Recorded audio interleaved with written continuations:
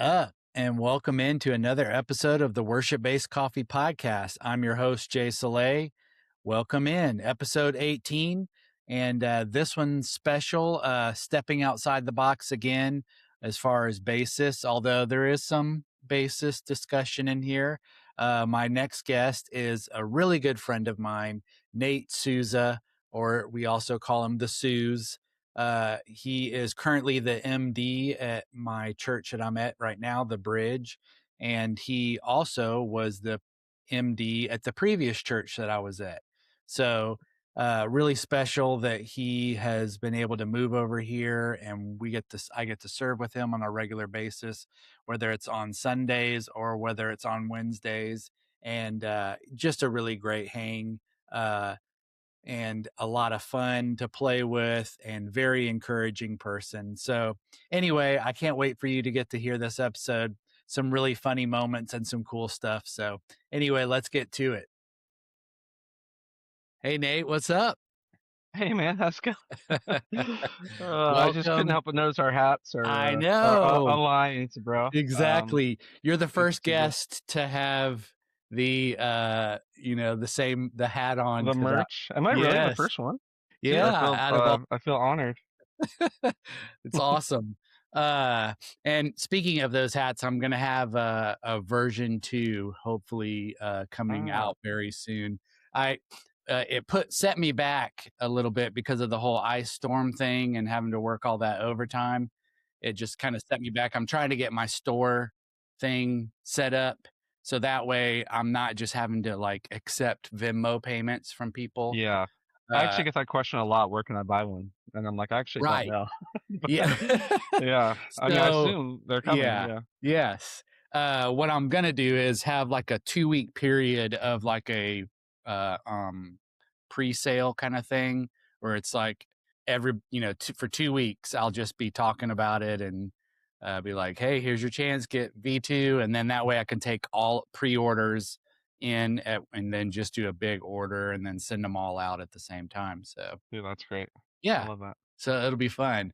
But I super excited to have you on. I had talked to you a pretty good time back, Yeah. like kind of like making a mental note to have you on.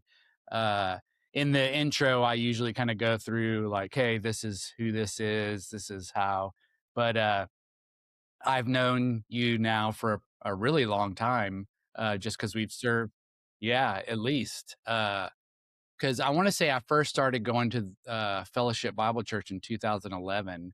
So, Yeah, we moved here in 15, so it's been okay, almost 11 years. Yeah. yeah, that's Yeah. awesome. Not crazy. But yeah, we know each other. But I was like, and obviously this is a bass podcast, but I have always had the yes, exactly, Base. pointing to the bass on your hat for Uh-huh. those that are just listening. But the thing is, I really like to hear perspectives of all instruments and Mm-hmm. everything because I feel like there's no like end to who and where you can learn something from. So, Mm-hmm. and so that's the fun part of just hearing different perspectives and different things. But one of the ways that we start this whole thing out is just like, sharing a little bit about like what your Monday through Friday, or actually for you be Monday through Sunday, Mm-hmm. is like. But yeah, just for the people out there listening, share what you do for your Monday through Sunday. Yeah, my setup now for work is a little interesting because it's different than it was when I was full time at the last church where we met at Fellowship. So now I'm part time at the Bridge Church where we both play, and I'm the music director here at the Spring Hill campus.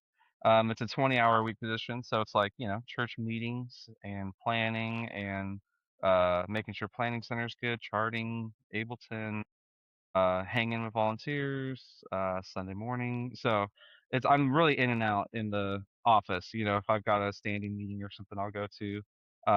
But yeah, it's pretty casual, and a lot of other people are full time. So I kind of pop in and out and say hey. But yeah, the other jobs I do are all kind of music related. I think I've got like 5. right now. I kind of pop back and forth between. So Right? I've entered into that like contract lifestyle. Yeah.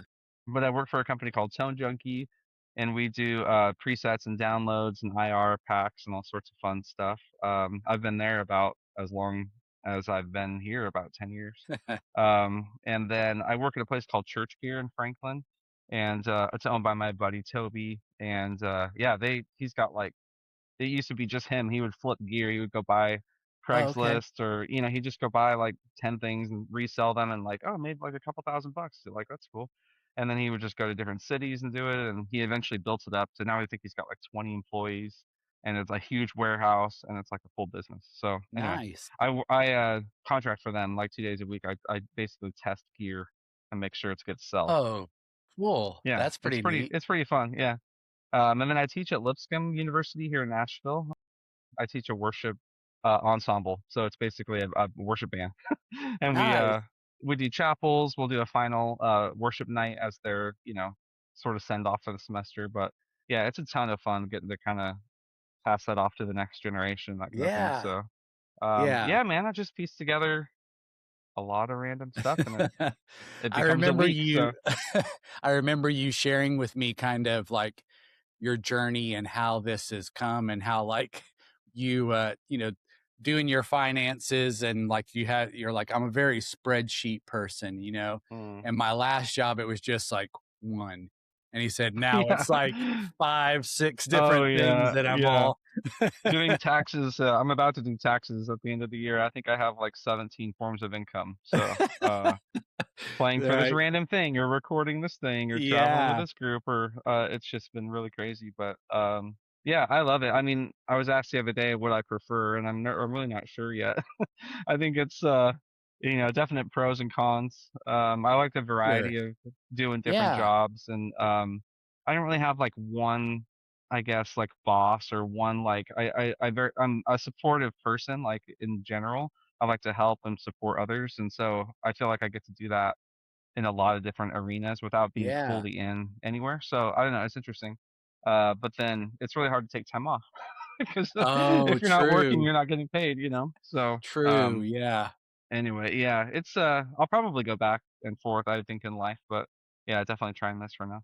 So Yeah, I love that. It's like you said, it's definitely it's almost like you're a full-time musician on the road but without being on the road, you know, exactly, yeah. because Yeah, and I forgot to teach lessons, and I yeah, do recording and all that kind of stuff. So yeah, there's definitely I would love to do one of those like studio guys like that tracks all the time, like, and work at the church. I think that would be amazing. yeah.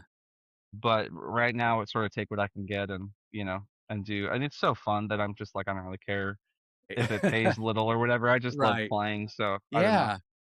That's awesome. I love that. Well, one of the things I love kind of hearing is people's like journey into music, like how you and I always say that wee young age, uh Just a lad.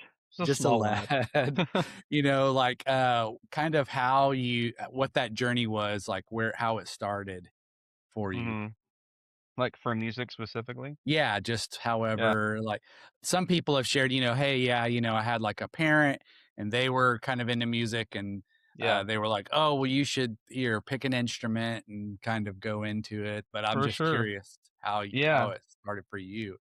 Yeah, great. My dad was a music pastor, so that's kind of Okay. a big one. Yeah. So me and my brother were both encouraged to play music from a young age. So I took piano lessons when I was like 6, 7, 8, kind of those Okay. couple years, and just hated it. I mean, just like I didn't want to show up. I didn't want to practice. I didn't want to. It was like the worst. I was like, please just let me stay home and do homework. I don't want to go to piano. You're like So that's when they're like, "Oh my goodness, he wants to do anything but homework that. over." Yeah, yeah, right. Anything. I'll do chores. I don't know. It was just so like classical music and like Right. reading, notes, and I just was not into it. Yeah. So my parents eventually were like, "Look, we wanted you to do this because it's like good for you, but like you don't have to keep going. And do you want to play anything else?" And my dad used to be a drummer. Like, Oh, so fun cool. fact, the band Tower Power, like Yes. What Is Hip and all that. So he Yeah. was in that band What? before they were Tower of Power. So they were called the Motowns. Um, Wow. Same guys, like same bass player and all the horn section, everybody was the same. But they were just called the Motowns. They were in Oakland, California. And so yeah, he Wow. used to be a funk drummer. So like, isn't that crazy? That's So like amazing. when he was leaving the band, Dave Garibaldi was coming in to play drums, and then they Okay. wrote "What Is Hip," and they just became a Dang. worldwide sensation. Yeah. You're So I'm like, like, Dad, you dope. missed it. You missed it by that much. Yeah. So yeah, but anyway, so he was a drummer. He had this old Ludwig 70s kit just sitting in the house, and I was like, can I just not play drums? Like that sounds so much more fun than piano. Yeah. And so they're like, sure, you know. And so yeah, my brother started playing piano, I started playing drums, my dad played guitar and sang at church. So we had like a little family band, you know, and we Nice. would just play like, you know, in our house, or my mom would just listen. She always joked like somebody has to be a non-musician to listen to all the music, you know. Um so yeah, I did that for a long time, man. Drums was my main instrument through like I think I started like 5th grade, and I played through junior high through high school, like just as a That's drummer. crazy. That's Yeah. amazing. And so like we had a band like in high school. We were called Ginny Rig. And we wrote and recorded music, you know, and played like local shows and had our little following, and it was like nothing, you know. I don't even have a copy of that music, dude. Like it was like we just put it on like Cassette. cassettes and stuff. Yeah, and like maybe CDs by the end. But this was like in the 90s, you know. Yeah. I remember just sitting on the stage of our church, like in a round, like we moved the drums out and the bass and the guitar, and we just sat in a circle and just hit record on like a 4 track and just recorded 4 songs like it was a Yeah. concert. We just recorded, you know. Yeah. And I think the vocal maybe went over and sang again, but it was like, yeah, that was it. I mean, put that out. So, Yeah, exactly. yeah, it was. I mean, Damn. it was really, yeah, it's done. I mean, compared to now, dude, you could just take I weeks and know. weeks. So, I think about that all the time, like just like bands, the ability to have like just a regular computer and record like yeah, no, full band stuff now. it's It's insane. insane. I mean, even what one person can do at home with a Yeah, laptop, you know, is like is bonkers to me. I But know. um, yeah, so that was high school. By the end of high school, I started like I got an acoustic guitar for like $100 at like the local store, and was like learning, you know, because my dad played too. So I was like, how do I play like, you know, GCD or whatever, just like on a Yeah, guitar, mostly so I could get girls. Like that was the main thing. Was guitarists, of like, course. dude, drums are the worst because like it's like, oh, you're a drummer, and they're like, oh, like, you know, play for us. It's like, how do Yeah, I? How do I show you? You know yeah. what It's you the can same do? thing for us bass players. Play There you for us. go. Yeah. Unless you're Right. The playing the acoustic bass, yeah, unless you're not as playing cool. the Seinfeld theme, it's kind of hard Oh yeah. to guess anything. Right. But once you Uh, know Wonderwall on an acoustic, it's like yeah, game over, you know? Um, exactly. so yeah, like my band buddies would show me chords, and like I think I got a book, you know, like this is before obviously YouTube, you know, was Right. blowing up, and like there was resources like everywhere, you know. It was basically, yeah, ask your friend to the book kind of thing. But you know, taught myself guitar basically, and got to college. So I came in as a drummer. I went to Azusa Pacific in California, Okay. and I was like, I'm going to be a music major. I'm going to like pursue, you know, that life and try to be like my dad and be a church music guy or whatever. Auditioned on drums, got into the band at college for worship band, and then over the summer, the guitar player in the band like quit the school. Like he wasn't going to come back. And so I got a call like in June. They're like, "Hey, like we need to find another drummer. Like, if you play guitar, can you jump over the guitar? We already have a guy that could like." I was like, "Look, I just want to be in the band. Like, I just want to play. I don't really care, but I got to do some like shedding, you know. Like, I got to Yeah. learning." So I remember that summer, like I sold my drum set and bought guitar stuff, and I mean, just played every day, dude. Like, just trying to get ready. It was summertime. I was off, and I was like, "Man, I'm just gonna play, play, play." So yeah, I came back just ready to be like a guitar player all of a sudden. And played in that band for 3 years. Like we were like the church or the chapel band for a school, Yeah. meaning we played 3 days a week, every week for 3 years. You know, and same band. And so like we got really tight and really good. and as a band. And actually, it was there that I started. Uh, hey, what should we do on that chorus? Or like, what's a different way we can do that song? Or like, oh, what if we Cool. tried a new chord there? And all of a sudden, the worship leader was like, oh yeah, why don't you just like, we didn't know the word MD or like music director, but it was Right. like, why don't you just like run this band, or like, why don't you be in charge of the band? I was like, okay. So he was a good singer, but like didn't think about the Sure. kind of the nuts and bolts of like production or anything. So anyway, I started putting that hat on and I was like, oh, I really like that. Like maybe even more than like guitar or drums. Like I like producing and like hearing parts and working together. Yeah. Um so yeah, that was like a kind of a inadvertent real like godsend that moment. Not planning on it, I guess. Yeah. And then here's a fun fact for you that even you don't know, Jay. So the next summer in college, they were putting together a band for like a 9-week tour all across America and Canada. We would go all the way over to the Mississippi, up through Canada, down. We did like I think we did 30 states or something like that in 9 weeks or Amazing. whatever. And bro, they're like, "Can you join us on tour as a bass player?" I was like, uh, yeah. I'm like, so this is like sacrilege, but I was like, well, I don't play bass, but like I play guitar, and so it's the same thing, right? It's like how hard can it be? So The I perfect, just like the mindset of a guitarist. yeah. I was like, so there's only 4 strings, and you just play one at a time? Like this is gonna be so easy. So anyway, that's funny now looking back. But yeah, so I like, dude, I went to the store and bought a bass, and again, same kind of thing. I was like, learned bass for like a couple months, and they had their set list, which was nice. It was like Cool. it was a Christian music tour. We would play at churches and stay at host homes. Like it's kind of a thing. I think a lot of Mm, schools and yeah. organizations do, but it was a great way to see the country and a great way to, Yeah. I mean, we got to be, anyway, I did that tour and then 2 more. So I did 3 of those tours. And so, yeah, I got to see a lot of the country. I guess that's what, like, yeah, over 20 weeks or something on the road. So, anyway, but I played a ton of bass, dude, and I got like pretty good at it. And it's fun to play the same songs over and over again. I think our set was like 15 songs. And Okay. so that was my first experience of like, because chapel or church, you play, I don't know, 100 songs or 150 songs over the year, like, and they're all random and different. Some you might repeat, some you don't. But it was really interesting to like, we only play these 15 songs. Like, we don't have any other songs. Right. And you do them Monday, Tuesday, Wednesday, Thursday, repeat. Oh, wow. So yeah, that was fun and it was cool. And we were like in a little, a van, like a 18 passenger van or whatever they have, Sprinter. So yeah, anyway, so yeah, through college, like I got a lot of looking back, a lot of drums, a lot of bass, a lot of guitar, some keys. Like it was just a really good like training ground for what I would eventually do as an MD. Yeah. So yeah, out of college, man, I took a job as a worship leader. It was like 20 hours a week, and it was there I solidified that I love all things but singing. I don't want to sing or talk to people, like it's so scary to stand up in front of people and try to talk. So yeah, but again, I was like, oh man, I love like the band stuff. I put together a choir for the first time. Like I was charting a bunch and doing all this behind the scenes stuff. I was like, yeah, I think I found my like gift and my passion. Like this is Yeah. definitely it. But I didn't want to be the front guy. So then I started thinking, okay, back to college.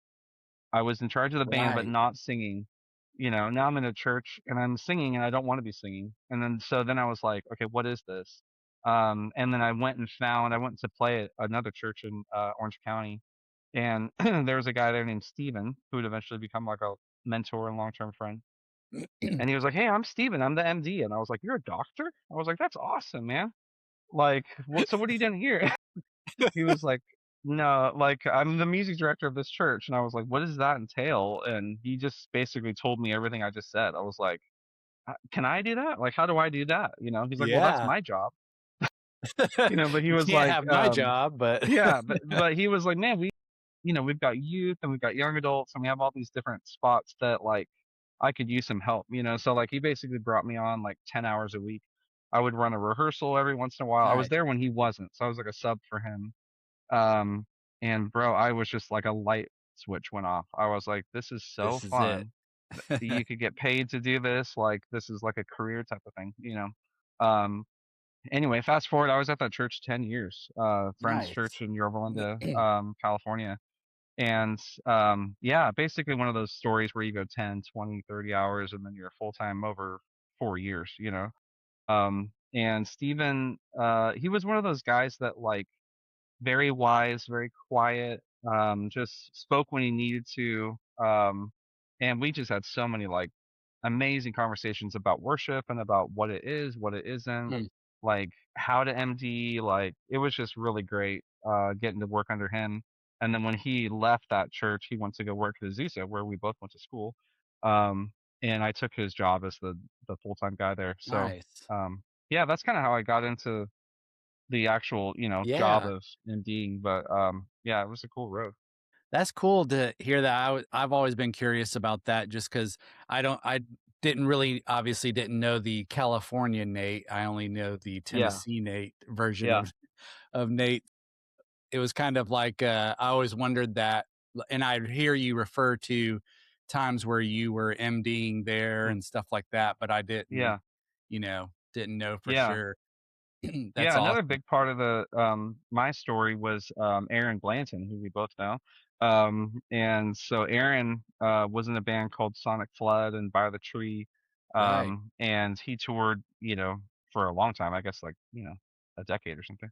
Um, and then when he started a family, he wanted to get off the road, so they hired him at my church in California.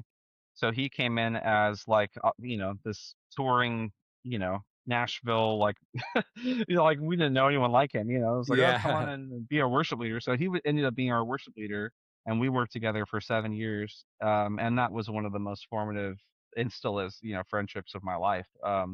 You know, just that was a real, I mean, if Stephen was the way forward for me in like in MDing and like spiritual kind of direction, that kind of stuff, Aaron was the way forward in like technology, songwriting, that Mm, professionalism, sort of high level stuff yeah. that as a church we didn't have in ears, Right. we didn't run Ableton, like we were on wedges. It felt in a lot of ways like still the 90s, like Maranatha kind of like big band stuff, Right. you know. Yeah. Um, so when he came in, he was like, "Wait, like how much do you want me to change this?" And they're like, "We want you to make it your ministry. Like, what do you want to do?" And so, yeah, I mean, the songs changed. We got on ears, we got on Ableton. We started writing original songs for the first time. It was like a complete redo of the whole worship ministry. Yeah. And I just sat sideline, you know, not really sideline. I you know, locked arms with him basically, but he was definitely in the driver's seat, you know. And I learned, man, so much, dude. I'd never seen a Pro Tool session in my life. Like Right. you know, and it was like, oh wow, like all of those are tracks. Like I'm just like kind of soaking it all in, you know. And he was like, are there preamps? I was like, what is that? You know, like he was like, Right. well, microphones. He's like, how much do you want me to explain this? You know, I was like, all of it. So yeah, dude, it was you know, kind of, you know, drinking from a fire hose at that point, like just learning, oh my gosh, yeah, miking up a drum set or like EQing a Right. bass or how does a vocal sit? Like, what is a vocal double? Like, all this stuff in terms of like the music production side Sure. of things. And again, another light bulb went off where I was like, dude, I live love music this. has been my whole life, but it's like recorded music is so fun and cool. Like, and I had never done that. So, yeah, it was there. I wrote my first like worship song. We co-wrote a worship song, actually a bunch of them. We did a live album there, which I never thought we would ever do at that church. Yeah. And invited our whole church. The room was full, and it was like an incredible project. And then all the overdubs and all the post production, like all that stuff. So anyway, yeah, it was that was a big deal for me at the time. And then yeah, dude, he moved to Nashville to work at Fellowship Bible Church in Okay. Brentwood, and then hired me like 6 months later, and was like, "Hey, I'm here. I need you. Like, you want to move to Tennessee?" I was like, "Well, I haven't been there for 10 years. Like, let me, I don't know, come out and visit or whatever." Yeah, I came out and I brought Shelly, my wife, out, and yeah, we loved it. Moved in 2015. Yeah, I mean, at Fellowship, we basically kept the same thing going. He was the worship pastor, I was the MD, and so we Nice. just kept. Where it's like, Yeah. where were we? Hit resume, you know. So, That's yeah, amazing. but that's yeah, that's been a huge relationship in my life for music and for ministry and stuff. That's awesome. That's cool to hear that because I knew about, Aaron, obviously from the times that I would uh serve there, but I didn't kind of know how that relationship started and Yeah. everything. So that's really cool.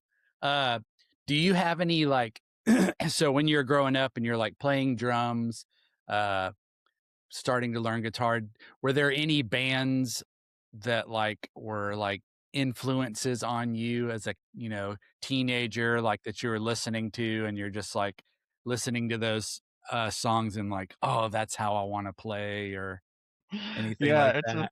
it's a funny question because like I wasn't allowed to listen to secular music, and Okay. so it was like Caveman's Call, like Jars of Sure. Clay, Stephen Chris Chapman was huge. Uh early on, man, it was like Sandy Patty and like Oh, First sure. Call, like Amy just these, Grant. yeah, Amy Grant, like whatever mom would like listen to in the car, Right. Yep. and that was, Same. between those years of like maybe 9 and 13, where it was like Right. music was sort of a passive thing for me. It wasn't like I didn't go out and seek it or like buy Right. anything. But I will say the first album I ever bought with my own money, I snuck Tragic Kingdom into my house by No Doubt. I don't know why I had to Awesome. have that. Yeah, I think cassette or CD, whatever it was. Yeah. But yeah, dude, I remember bringing home music and trying to like sneak it into my house, so my mom would find it. It was like contraband, like at a prison. And dude, there was one album, I forgot which one it was, but like she would take the lyric. Remember, you came with the lyric books, like they stuck That's inside the right. thing, like Yeah. the insert, which were so cool. They had like pictures of the band and like album art and like all the credits. I would always read the credits to see like Yes. who played on everything. Yeah. And but often they had lyrics like to every song.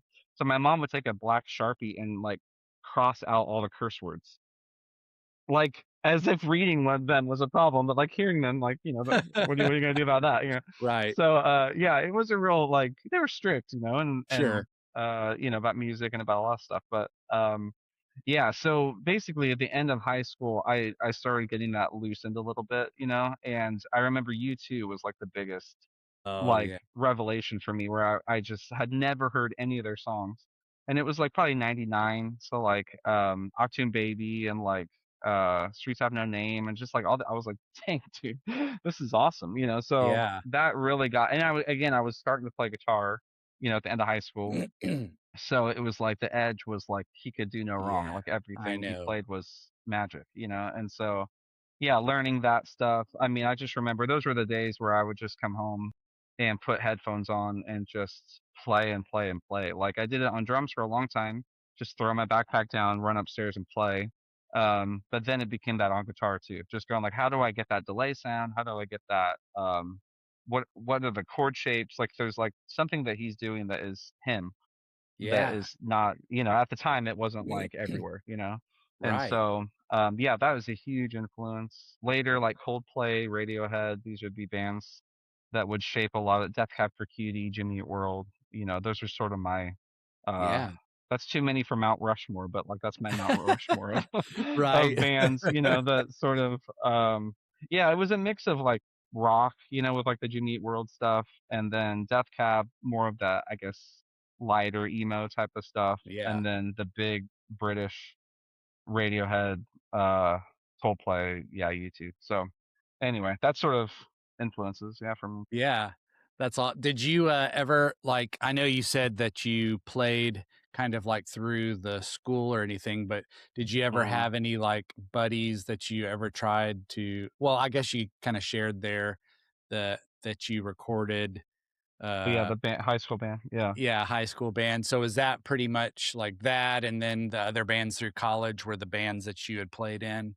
Yeah, I mean, I played in the worship band, like I mentioned, but then there was also like we had another band that I played drums for, Oh, okay. and so they were like more of a I forget the name of that band. Gosh, they were more of a coffee shop type style band, acoustic Okay. guitar, bass, and drums. I don't even think we had an electric guitar. Um, but yeah, we would just play like local stuff around, and I think we recorded a little bit. And Yeah, that oh, I forgot. Yeah, that was more of like an in-studio recording session that I did. I wasn't involved with a capture or anything, but I remember playing drums to a click in a recording studio in college and going like, "Oh, this is like a different, you know, feel or whatever." And they were doing all these weird tricks like where you play the kick and the snare without the hat, we'll add the hat later, like just kind of stuff like that, or like little cymbal swells where you Right. would have done one later. So I don't know. Yeah, I started to get a feel for that, but yeah, I never really did the like the national tour big band like Aaron kind of stuff would do. Right. It was I don't know, it always felt like, I would be leaving too much behind. Like, again, I loved playing at church, I loved, like, Yeah. MD and all that kinda stuff, and I sort of saw, like, a fork in the road there of, like, I guess I could try to go pursue that or, like, get I certainly had contacts of people that knew people or Sure. whatever, but it was just I don't know, I never really drawn to that, more of, like, a I want to stay local kinda thing, but Yeah. yeah. Yeah, totally. I love that. So, now the transition, you're like in this position, MD position. I'm always Mhm. curious, like how even in the earlier times, like one of the things that we talk about here is everybody gets the planning center, you know little text goes off and lets you know, Mhm. hey, you're asking you to serve on these dates. And then we talk about like how you prepare for a Sunday. So like for you personally, obviously you're going to be MDing, but then musically too, like how do you like get prepare for serving, say, on a Sunday? Yeah, yeah, it was interesting. I've heard the other guys talk about that question that go here. I'm like, oh, that's interesting to hear people say how they prepare because I never really know or ask. Yeah, Sometimes, like um, I didn't know like Jeremy didn't have a drum set, like stuff like that is like kind of insane. it But it's is, like, yeah, which you play on your steering wheel and yeah, and you on your listen. lap. Yeah, I mean, and yeah, he comes in so prepared that it made sense that he just listens and listens and listens, so that internally he just knows the song so well. Right, So for me, it's like charting the song and doing the tracks is a lot of my prep, because at that point I can visualize the chart. I mean, literally like see the colors of the the tracks. Like this is chorus, that's bridge, that's so like in my head, I sort of like have studied the song in terms of like getting everything ready. Um, but yeah, I will typically play through as well, like the set, and so I have the tracks. That's a privilege of like having it. I can just hit play and like whatever. take And the so yeah, guitars I'll out. yeah, that's exactly what I do. Yeah, so I'll usually just play through. It kind of does both. It helps me make sure the track is right. There's no problem. Sometimes I'll catch a problem while I'm doing that. I'm like, oh man, I got to fix that. And so it's just a way quality control type of thing to make sure, and I'll have the chart up because I basically want to know the chart matches the tracks and I know the song to play. Like once that's good, I go to the next song, that kind of thing. So yeah, it normally doesn't take any longer than 30 minutes or something, like just to Right, play through the whole set once and then it's kind of done. Um, but yeah, I mean, especially if there's a new song, I might do it a couple times.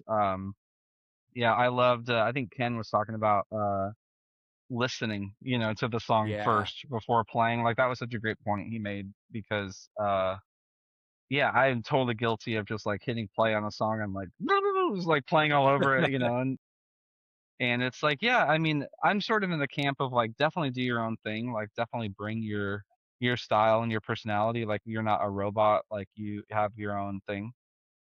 But, now that we've made records together, and like done a lot of production and stuff, it's like, yeah, the parts that are on there were definitely worked for, like, and they fought for those parts, and sure. like they probably tried 8 other things that didn't make it. So like what they're playing, uh, it was the best. It was like curated for that song. So like, yeah, definitely learn it, and then you could go away from it or Yeah, ad lib or something. But that's a really good yeah, point. yeah, I've been trying to get better at that, because I do like to ad lib and rap my own parts a lot, especially live. I like to be spontaneous, but yeah, there's something nice about just nailing also the parts that are on there. Sure. So Yeah, and for me, the perspective always from the bass player, point of view has kind of been like what I remember just recently, and I was going to get to this question, but talking about how recently you started playing bass again, and it kind of been a little while, bought yourself a Mhm. bass, and Mhm. you the story you had shared with me is how you had gone through some of the songs in rehearsal, and then all of a sudden you kind of realized, oh, wait a minute, the kick is playing, and if I play to the kick, it sounds amazing. Right. Yeah, it was like I had played it was like one of those conferences where we played like 5 sets, you know? And I played the entire first set and kind of put the bass down and walked off. And then I don't know what hit me. I just thought like I didn't listen to the drums at all. Like I just sort of played. Like I don't know why that like crossed my mind. But then I was like, okay, next time we come back, I'm gonna try to like adjust that. So I would always go to like eighth notes, you know, and Yeah, just kind of fill up a section or whatever. But then I realized that like if there's like a like some space after and then yeah, boom, boom, like I was like, okay, I really need to be locking into even verse pattern to chorus pattern, like if he changes, like trying to follow yeah, that. So yeah, I did the bass player move where I just stare at the kick drum for a while yeah, and just look at his foot, you know, and go try to yep, match it. And it definitely sounds bigger, you know, when they're locked in, rather than just playing kind of like over it or like a there's right, definitely times for both, but yeah, it's like that was sort of a an experience of like the mentality of a bass player as opposed to like the mechanics of like playing bass, you know? And like I was joking about before, you know, it's like guitar players are not bass players. Like just because they know the notes and they know the progression, right, like yeah, there's a mentality of a bass player that it's really interesting when you hear a bass player play bass that doesn't know how to play guitar at all, you know? And right, it's like that person doesn't have another mentality. Like right, that's it. I play bass. Like right, and just like so me. yeah, you don't play like acoustic or No, anything. Like I you don't mean, I know. can Yeah. play acoustic, but not like, Okay. you know, Yeah. There you go. I uh, mean, yeah, so you've got that like singular focus on like, sure, you know, playing bass, you know, and creating a pocket and a vibe and all that stuff. So right, it's like I don't know. For me, it was like if I'm in that role, I really need to put on that hat and be a different personality right now, rather than just play like it's sure, a electric like a crunchy right. electric guitar or something. But yeah, it was really fun though. I mean, you're right. I hadn't played for so like bass like that for so long, Yeah, and they just had a full band and needed a bass player. I was like, oh, I could definitely do it. But yeah, I went to the store. I bought. No, I got on Reverb. I just got a Squire bass. You know, like it was like $120. I was like, this is great. But then I found out why it was that much, and the truss rod is stuck; it won't move. yeah, oh, So, no. yeah, the guy was setting it up. He was like, "Hey, you're kind of stuck with like I can try to break this thing," but I was like, "Nah." So anyway, but yeah, that was fun, and I got to try out some patches. Like I play so many guitar patches like all the time, and so I got to try some like QC stuff. But anyway, I'm sure we'll get to the nerdy stuff later. Yeah. Well, one point I wanted to get to before because I definitely want to talk about that stuff is that's kind of been my mentality on learning the songs is very much like what you were Hmm. saying. And uh, I think that you really made a good point in you know, when they were working on, I mean, even just, this past live album, like Yeah. listening, being part of the studio, like when they were doing the scratch tracks and then listening to what the final, you know, decisions were Hmm. there's a lot of differences in there, like especially Yeah. bass. I can hear those differences, the choices that were changed and made. And so like you said, those parts were fought for because of how the feel of the song. So my thing has always, okay, I show up and I have the part learned, maybe not identical but as close to the original, Hmm. but then my like how I play really changes to how the drummer decides to play. Yeah, for Because sure. if the drummer decides not to do a driving kick on a certain part where I would hit the notes the same as that, maybe he's just doing, longer, you know, notes in between as far as the kick drum hits, as Hmm. far as the kick drum, then I would change to that. Or maybe he's hitting doubles and a single and then double or whatever he's doing. If I'm still just playing like what I want to play, like the original, then Yeah. obviously it's not going to line up to what, he's doing. So that's kind of Totally. how, for me preparing, that's kind of how I'm like, I'll learn it like that, but then show up and kind of see the feel and everything of, what the whole band is doing. So, Right. And that's what makes weekends like so fun and different from each other is like, yeah, it's a live iteration of that right. song. Like there's I sort of like buck against that idea that we should play it just like the album, just play it just like Sure. the album. And it's like, well, if you play, that song 20 times, like that leaves exactly zero room for creativity or Right. like Yeah. being yourself, kind of thing. And Yeah. when I say be yourself, I also mean that as a team, like the bridge worship teams on weekends. They each have their own personality, right? Like I always joke, like, this particular band may not ever play again together. Like the singers and the band and like Right. the makeup of these 10 people, like it's completely sort of random in terms of like who was available or someone canceled and True. somebody came on. And so like this is sort of a one-off, like every Sunday is sort of a one-off. And let's just have fun. Let's just make it our own thing. And so Yeah. I don't That's a know that. good Yeah, I mean, we used to run really heavy tracks like back at Fellowship and stuff like that when we first got into it because it's so fun to like have this big sure. full sound. But then I thought like we're literally just hitting play on guitar parts that were recorded in like 2008. Like why should those like live on and be the only option for that song? Right.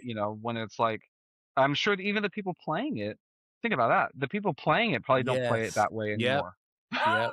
Like they have moved on to like new Yeah. versions and like it's True. 2026. We don't play it like that anymore. You guys still play it like that? So that kind of just it was a full circle kind of thing where I got all the way into it and then started to come out of it and go like, I don't really know if like blasting all of the master tracks is helping us, at all. Right. I like to use pads and like some perk elements that we just don't have like up there. Sure. But like I always meet the like bass guitar, always meet the electric guitars, acoustic are all out because it's like, you know, they lock you in, they kind of head you into like Right. one arrangement of the thing. So yeah, I mean, especially we have so many talented people at the bridge. Like the band is full of like Right. amazing musicians in every spot, in their own right. And so, um, yeah, I'm just a huge proponent in like pulling out what's their personality or their worship to God is through their instrument. It's like, yeah, bring your ideas, bring your changes and like different. Right. That's my go-to mentality is anyone says, can we try fill in the blank? Yes. I'm like, yes. Like even if we don't end up using it or like it doesn't, well then maybe that didn't work. I Right. always want to throw that Yeah. stuff out there. So yeah. Yeah. We actually did that this past Wednesday, what was it on, this is the very last song that we But yeah, did. all hail Yeah. Jesus. Yeah. Did that kind of, Oh, like the hit hit. with the drummer, and I completely forgot about it right when we got to Yeah, it. it was one of those like ones where we talked about doing it in rehearsal, but never rehearsed it. And then we got to Right. the song. I was like, should we do that? I was like, yeah, let's go for it. Let's just try it. And it So was fine. It yeah, was it good. was still fine. Yeah. Yeah, I Well, really do appreciate like the bridge culture of because every church is so different, right? Like sure. the church in California I was at um definitely was trying on that like big church sort of mega church model. It was sort of a turn into the 2000s and they just wanted to be like everyone else kind of thing. And so I don't feel that as much as the bridge. I feel a lot more creativity and sort of flexibility. Brandon is like Yeah, such a great. He leads the I way know. on that open hand posture. I was just saying like we're just here to worship. Like it's not about us. It's not about sounding perfect or like you mess up or like you flub on a whatever. It's not like we're a touring professional band that has to hit all Right. marks and we have all these metrics and we're out here to make money. It's like that's a machine. And we are wholly separate from that. Like as a worship team, like we're here to like glorify God and to like get out of the way basically and not make it about ourselves, which is like the polar opposite of like most bands that are Right. trying to make a I name for know, that's themselves and true. it's a business. So just keeping that in the forefront of your mind as we lead and as you guys play and lead, it's like yeah, I mean, it's even mistakes and all. It's not really about that, you know. So Well, speaking of mistakes, I'd love for you to share if I always love for people to maybe share a story if they can remember a story where something yeah, some kind of gosh, worship fail level if they yeah, have man, one. I've got plenty. Uh did you uh, remember Ken's? That was like oh yeah, dude, that's wild. that he Like hit smacking that girl in the head, yes. dude. I was like, I that thought is like like yeah, I literally thought like I might just stop playing. Like at that point, like I'm sure like in the moment you don't know what to do, but I'm like, dude, like I mean, a bass is heavy, bro. Like fucking yeah, I gotta go check on this person. Dang, that's wild. Um, yeah, dude, I've had a lot of like the song intro on the wrong key. That's a tough one. There was a viral one that went around, not of us, thank God, but of I think it was Chris Tomlin that was like that together we sing bong, you know, that kind of thing. So yeah, he is the Lord. So like the whole song is like just the intro of acoustic and vocal. I mean, he plays for like 45 seconds, you know, and like the whole band is yeah. waiting, and then when they come in, it's like a conference or something huge. It's completely the wrong key. Like together we sing like moves all around. And it's like, you know, the band kind of just like stumbles to a stop and like goes whatever. Yeah, that I've had like 10 of those. Yeah. Like on keys, dude, the bad thing for me is I transpose on the keys a lot. Like Oh, if a three songs are in F sharp, I'm definitely playing in G and just like dropping at a half step, you yeah, know? But bro, that will get you, dude. When it's just you playing the keys cue yeah, or something, and then people come out, they're like, "You're in the wrong key." It's like, yeah, oh no, how do I? It's just me. How do I get up a half step? right. So stuff like that. I've had a few tracks ones. From the MD's seat. It's you have a lot of power to fire the wrong track. Um, the worst one I did was probably at a worship night at Fellowship. It was one of those like we played the whole top high energy set and then we sort of like changed the band to like a more of an acoustic set or whatever. Oh, I remember okay. people were like having a communion down in the seats. You know, it was a really quiet moment. They're like just the keys were playing, and it was time to start like the Lindsay was singing some like really quiet moment song over communion. And bro, there's a button that banks up to the next set of songs. I did not hit that button. And so I Oh, hit the no. first song thinking it was like the sixth song or whatever. And it was like Oh, no. very loud in the house. And people like looked up like startled like at the stage and were just like, hey. I think I literally said out loud, "Sorry, that was me." Like it was so quiet in the room, everyone was like so afraid. So that was a bad one. And it's like Oh. hopefully those people can just move on back to their sweet prayer moment, but it's like you got to think I just really disrupted a lot of, you know, sweet moments. Oh, Anyway, that's so great. kind of I mean it was like something you catch early, but I was like, man, I had the ear out too. I was like those were definitely in the house, Oh, like at full volume. oh, Yeah. no. Anyway. Well, this past Sunday, I served down in Columbia, and Mm. Joel and Jeff, we were just kind of sitting in the green room and talking for a little bit. And somehow they got on to that kind of subject. And Jeff shared a story about how, because, Jeff has been like, he'll do you know, the MDing for Yeah. the service. And he said they went to start the song and the computer had logged out. Uh, and so he was like trying to, it was like Joel was kind of, flowing and trying to like talk longer so he could go ahead and start the song. And he couldn't start the song and he couldn't start it. And Joel kind of turned around, like looking back at him as he's got the mic. And Jeff said, I just took the little laptop and I just went, shh, Just showed him. and turned it around Oh and pointed man. it to him. And he looks over and you can see where he's got to sign He doesn't know the in. password. Like, yeah, he doesn't know the computer password. Oh And gosh. so then he said, so Joel's like right in the middle of his like, uh, if y'all will excuse me for just a minute. No way. And he And he goes walked over over there. Yeah. Oh Well, it wasn't gosh. that far, because of where Jeff stood was Yeah. almost like directly behind him. He Yeah. goes over and he's like punching in the password. And he said, because of the pressure of the moment, I started like putting in the password wrong. And he Well, like said, over and over. if after 3 times of doing it, Yeah. it locks you out for 5 minutes. So My he said, I God. And punched then, it in and it was wrong. Punched it in, it was wrong. gosh, Punched it a dude. third time and it's like 5 minutes.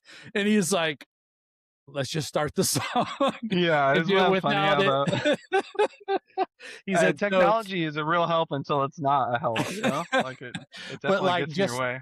just hearing them tell the story, especially Jeff, Yeah. how he just took that laptop and spun it Yeah. around Well, at like, that point, how do you explain to him what's happening? There's no good way to say like yeah. Oh my he's goodness. talking to the whole room. Yeah.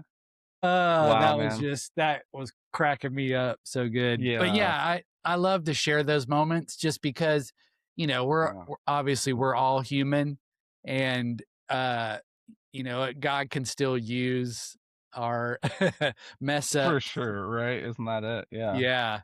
So that's awesome. One of the other questions I wanted to ask you, you'd shared a little bit about bass, like as a guitarist or keys, on a Sunday morning, what is something that you're like specifically listening for as far as bass is concerned? Like when you, Like okay, from the you know, bass player. Yeah. yeah, from a non, playing, like when you're, turning them up in your mix or turning them down in your Mhm. mix. Uh, Yeah. Yeah, what? right. Yeah, we better Either back way. that off. No, I'm just kidding. But I'm Yeah, just curious, what like am I listening from for? your perspective, like what's some of the stuff that you're listening for? Yeah, I mean, the first one's sort of like, no duh, but like tone, like what does the bass sound like, and generally like, we've got a lot of different types of bass tone, at church.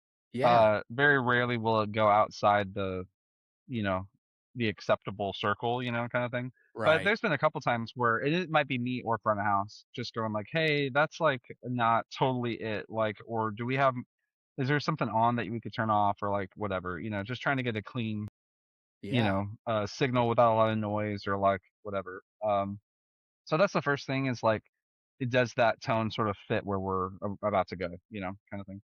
Um, and then, yeah, in terms of playing, like it's a lot of just like we've said, locking in with the drummer, not getting too flashy. Like that's kind of one thing that's tough, with the previous conversation about like bringing your personality and like, uh, writing your own sure. parts and being loose.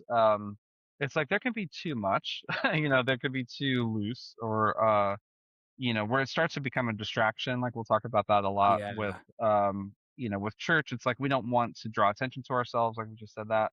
So like I don't know, there can be sometimes where even if it's cool, like or I right, musically personally like what you just did, I don't know if that serves like the song or the body well in that moment where it's just right. kind of like feels I don't know, like flashy.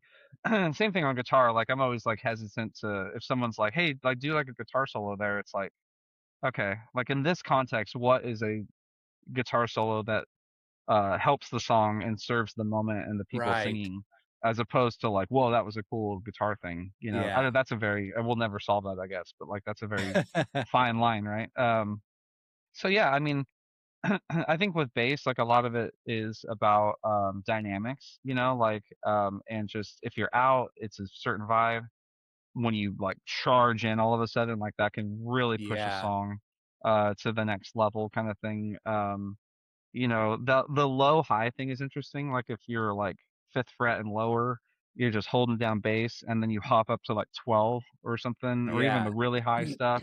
Like we talked about, that one song Adam did that on, Yeah. where it's a build or like a wash or something like that, but he's super, Yeah. super high. And it's like, oh, okay, he's kind of like withholding those low notes. Like he's not Yeah. giving them to you. And then it's like, we're building, bong. And when he goes Yeah. low, it's like, whoa, whoa, whoa, like something just Yeah. changed, and Yep. that's all choices. Like that's all bass player choices of going like, how can I, the drummer's doing it, the keys are doing it, everyone's trying to think like, how can I get Yeah. this thing going or not get this thing going and pull back and then whatever. Yeah, I wouldn't say I'm always listening for that from the bass, but like I know if it's not there, or like like a couple Sundays ago we did whatever you want to. Mm, I think you played on that right for the live yep, recording. And yep. there's like that like sick bass part that's like doo Yeah, doo doo doo, it's like a little run or something, and the yeah, cymbals are washing. yep. And the first run through, like he just didn't play it like and so he just kind of Right, played note note note. And so yeah, I just went over and was like, hey, there's like a little run thing on the recording, and he was like, oh, let me check that out, and then he got it. I mean, right away.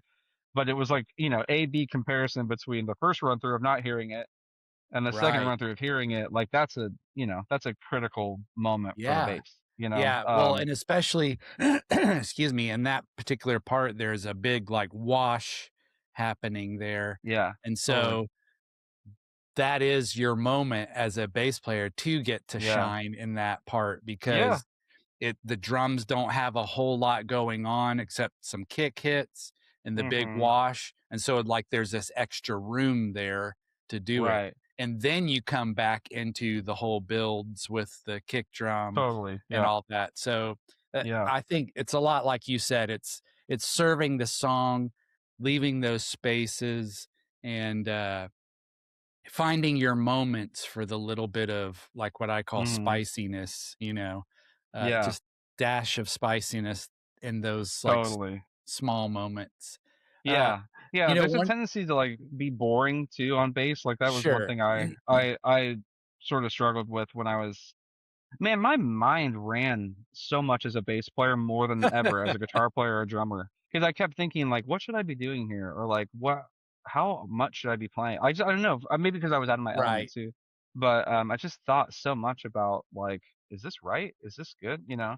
And I think that in general, like, I've heard you talk about before too about, 80% of the song you're playing, like, root notes and eighth notes and driving, but then, like, adding those 10-20% of, like, little runs or little fills or like Yes. even like coming out and coming back in sort of where it almost draws attention to what you're doing, but it's just like not being bored.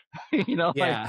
I'm just playing the same thing every Yeah. single song, like I don't know, there's it's such a rudimentary position. Whereas like Sure. keys, playing piano is like you're kind of all over the place anyway, and you're doing Right. flurries and lead lines and intros, and you can change your sound a bunch. Guitar's sort of the same way, playing up high, you got effects, you're playing all the stuff. With bass, I just feel like, okay, keep it going. Like Yeah. you're the bedrock of this whole thing, like, you know. But like you said, spicy Yeah. flourishes. Yeah, it keeps it from being mundane, I guess. Yeah. Yeah, well, for me, like, some of the things, like, that I've always too is, like, like, my note sounds. So, like, when I'm being intentional with my right hand as far as the plucking of the note and, Hmm. like, making it sound as good of a note, each note as possible. It's like that's kind of extra ways of, like, keeping your like you said, keeping your mind from Yeah, going, you're "So what engaged. am I gonna Yeah. have for lunch today?" You know? Right. You're blah, blah, blah, Yeah. blah. Yeah, yeah. Yeah.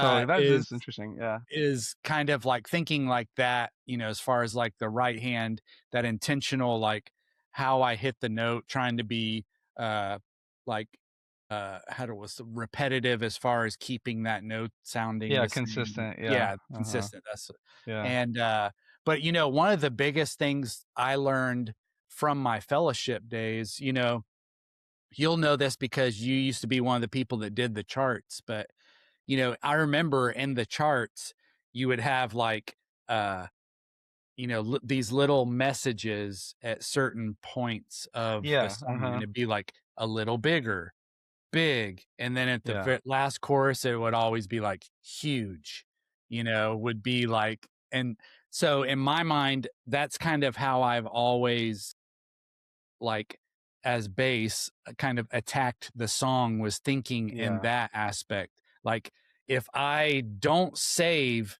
some of what I'm doing from up front to the very end, then I have nowhere to go. And mhm, so yeah. and then to help that to sound as big as possible. Uh, Yeah, you I know, was gonna ask you on that, I heard yeah, that's a great point. I mean, you don't wanna give it all away on the second chorus, right. but, yeah, so, like, guitar players, like, we would have like extra effects to throw on there. I've been messing around with chorus lately as not a part thing, but as a like a wider thing. Like, and I think that wider sometimes sounds louder, like Yeah. when it just kind of opens up. So I've been trying that like on final courses, like just to I'm big. I've already got like an overdrive on, delay, reverb, but then I hit Yeah. the chorus.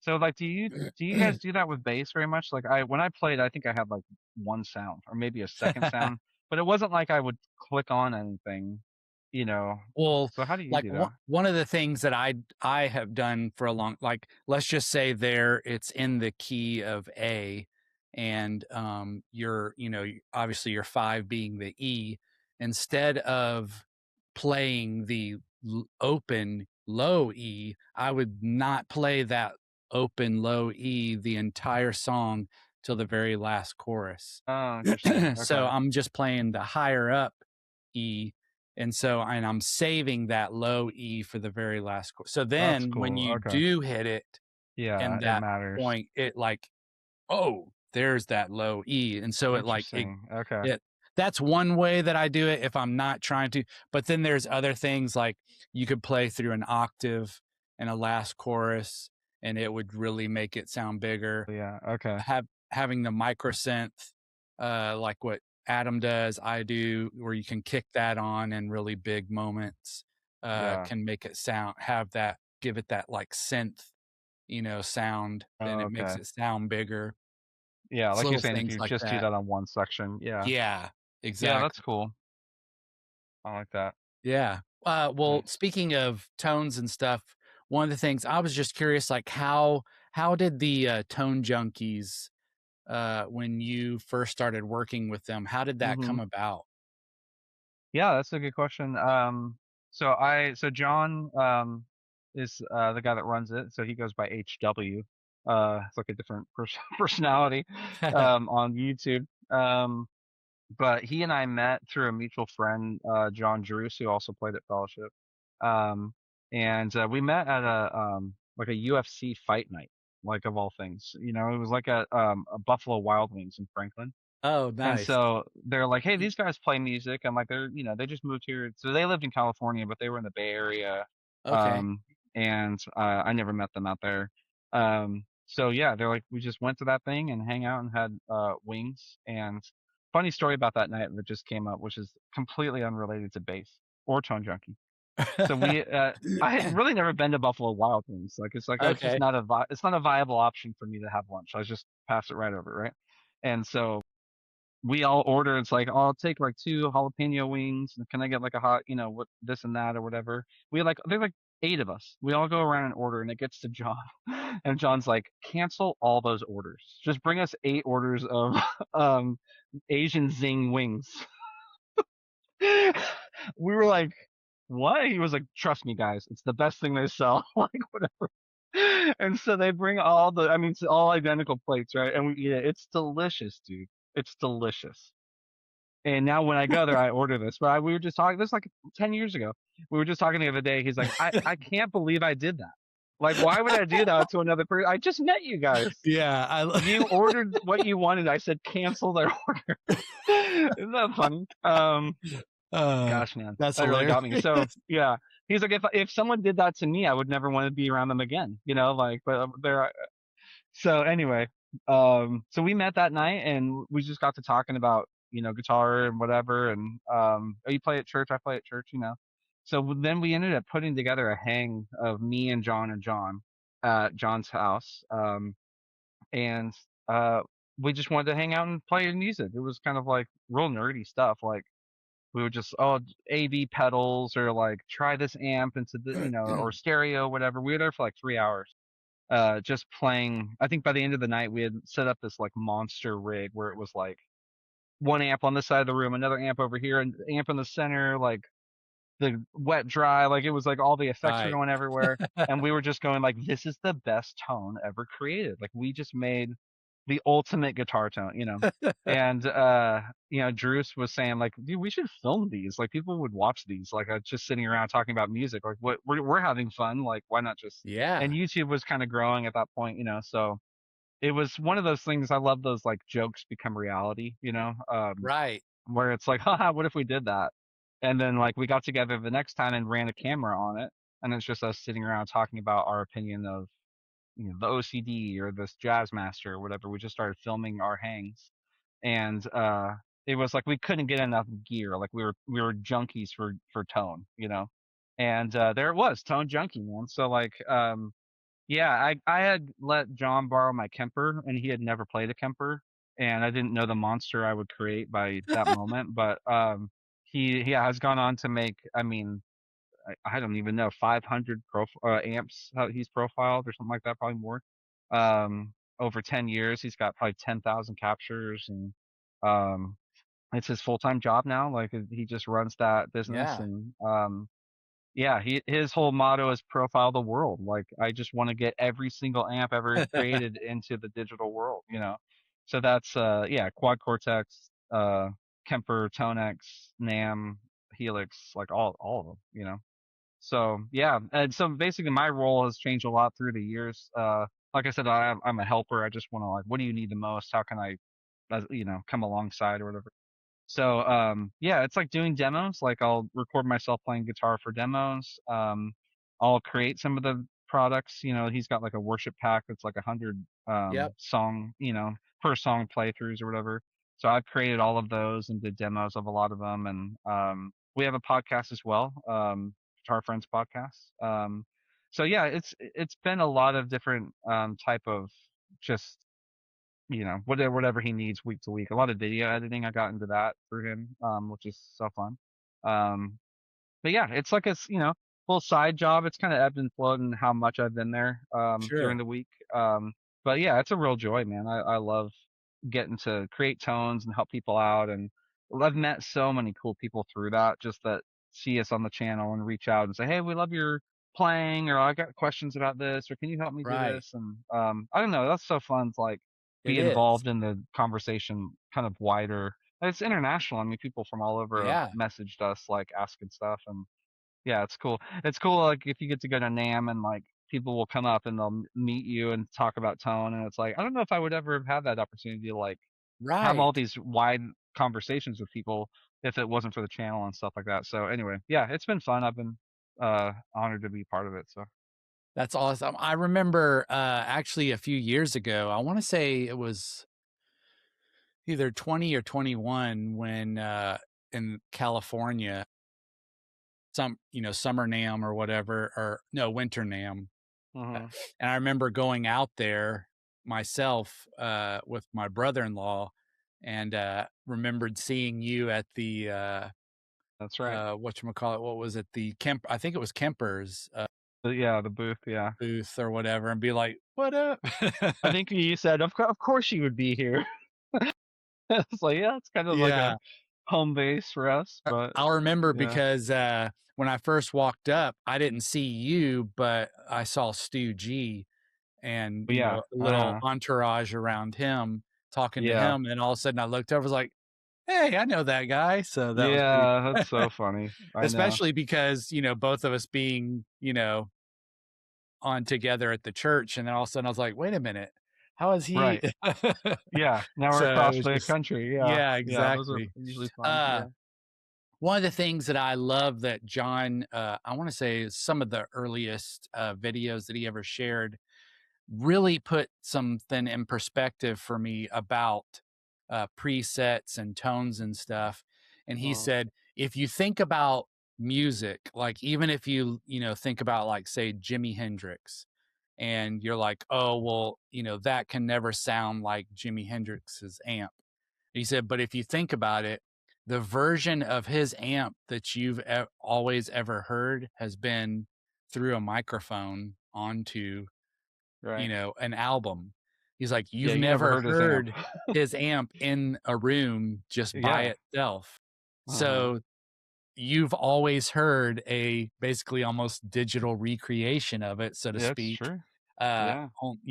microphoned into a system. So he was like, so that's exactly what these presets are. It's basically just a mic'd version of it. hmm And so Yeah. that really was just like, oh wow, that is a really cool, perspective of it, thinking it that way. Totally. Uh So I just thought that was kind of neat. But on the Yeah, presets, talk about, like, your process, like, how you come up with I mean, if, like, say a song by Brandon Lake comes out and you guys wanna do a preset for the guitar, like, how do yeah, you approach because I think that translates, for bass too, like, somebody yeah. out there who might have, like, an HX Stomp or something like that that they use on their board, and they wanna be able Uh, to dial in some kind of a preset.